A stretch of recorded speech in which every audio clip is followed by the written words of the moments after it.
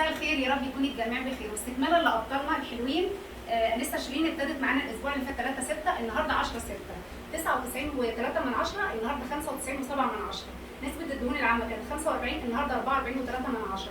نسبة الدهون الحشوية كانت 15، النهارده 13، فعاش جدا.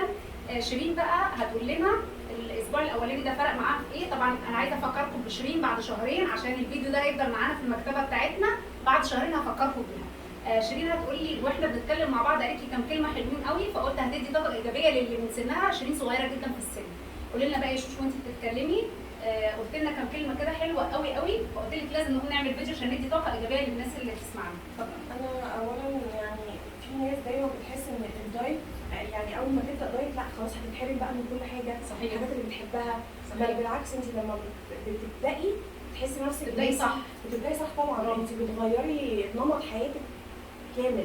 بتحسي نفسك ان انت اخف، مش تقيله، حركتك بتبقى مريحه بالنسبه لك، مش تقيله ان انت لا مش قادره انزل، لا مش قادره اقوم، الخمول اللي كان عندك لا راح، ما بقاش فيه الكلام ده اصلا. انت بتاكلي اللي انت عاوزاه وفي نفس الوقت والحاجه اللي انت حباها. انت مش هتبعدي عن الحاجه اللي انت يعني النظام مش مرهق خالص. انت بتاكلي الحاجات اللي انت بتحبيها اصلا. صحيح. احنا طبعا سالناها انت بتحبي ايه وحطيناه في ضمن النظام بتاعنا.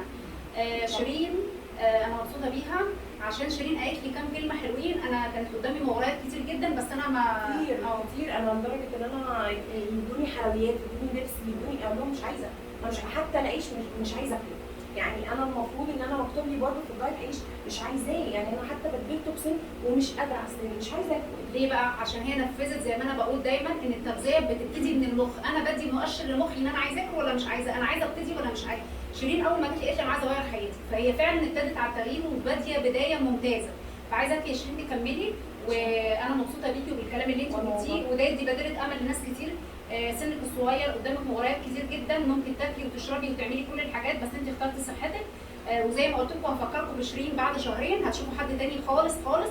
وعاش جدا، وده اول اسبوع مبسوطه بيكي، وعايزه الكل يعمل زي شيرين. معانا ابطال كتير جدا جدا لا حصر لها، عاملين نتائج ونتائج حلوه ونتائج مبشره، ودمتم بالف خير. شكرا.